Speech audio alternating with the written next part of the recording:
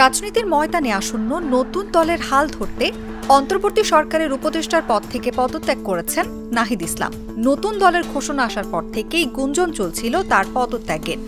অবশেষে সব গুঞ্জন সত্যি করে মঙ্গলবার দুপুরে পদত্যাগ করেন তিনি।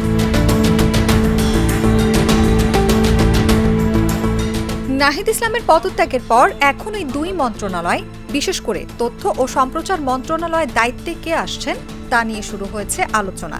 সাধারণত উপদেষ্টার পদ শূন্য হলে তাৎক্ষণিকভাবে সেসব মন্ত্রণালয়ের দায়িত্ব প্রধান উপদেষ্টার কাছে ন্যস্ত হয়। তিনিই উপদেষ্টাদের দপ্তর বণ্টন করেন। সরকারি একটি সূত্র জানিয়েছে, তথ্য ও সম্প্রচার মন্ত্রণালয়ের উপদেষ্টা পদে সরকারের আরেক উপদেষ্টা মোহাম্মদ মাহফুজ আলম আসতে পারেন বলে আলোচনা হচ্ছে, তবে চূড়ান্ত সিদ্ধান্ত এখনও জানা যায়নি।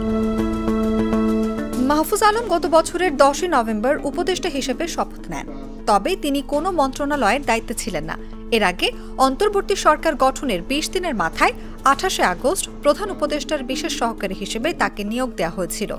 ঢাকা বিশ্ববিদ্যালয়ের আইন বিভাগ থেকে স্নাতক করেছেন তিনি। অনুভা বিশ্বাস, জাগো নিউজ।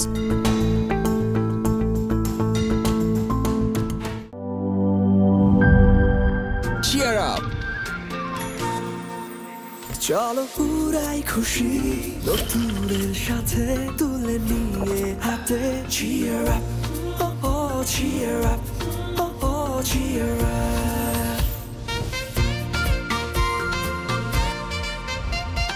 চুমুকে চুমুকে enjoy the life. চলো পুরাই খুশি তুলে নিয়ে হাতে cheer up, oh oh cheer up. চিল হবে রিফ্রেশিং মুডে। চিয়ার আপ, চলো উড়াই খুশি।